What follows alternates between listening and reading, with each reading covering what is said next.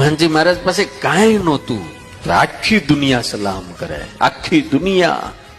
ગમે એવો મોટો શહેનશાહનો શહેનશાહ હોય ને ભી પડે ત્યારે યાદ તો હનુમાનજીને જ કરે.